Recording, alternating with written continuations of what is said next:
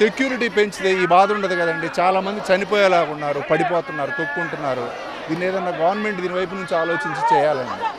విపరీతమైన క్లౌడ్ ఉంటుంది, సెక్యూరిటీ తగినంతగా లేరు. దీన్ని ఏదన్నా పట్టించుకొని ఏదైనా చేస్తే జనాలకు ఇబ్బంది లేకుండా ఉంటుందండి, ప్రశాంతంగా దర్శించుకుంటారు. పోలీసులు అయితే లేరు, సెక్యూరిటీ వాళ్ళు అయితే లేరండి. అక్కడ ఎంట్రన్స్ దగ్గర చాలా ఇబ్బందిగా ఉంటుందండి. పెద్దవాళ్ళు పిల్లలు చాలా ఇబ్బంది పడుతున్నారండి. ఎన్టీఆర్ జిల్లా నంది 4 గంటలు అవుతుందండి, క్యూ కదలతలేదు. ఏంది ఎట్లా వెళ్తుంది? 4 గంటలు అవుతుందండి వచ్చి. అవునండి, చూడండి అద్దలద్దలు వచ్చేస్తున్నారు. ఏం చేయాలి? కనీసం సెక్యూరిటీ అన్నీ ఉండాలి.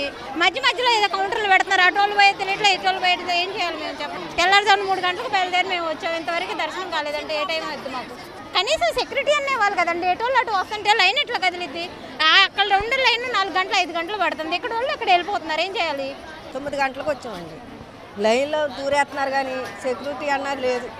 ఇంకో ముందర వచ్చిన వాళ్ళు వెనక వచ్చిన వాళ్ళు ముందర అవుతున్నారు, ముందర వచ్చిన వాళ్ళు వెనక అవుతున్నాం. పొద్దున్న అనగా వచ్చాం, ఇప్పుడు కూడా దారి లేదు. ఇంకా 2 గంటలు ఆడతాం, 4 గంటలు ఆడతాం. ఇంకా ప్రతి శనివారం ఇంతే.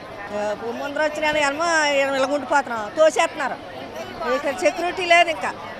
ఇంకా ఎక్కువైపోయారు కానీ తక్కువ లేదు.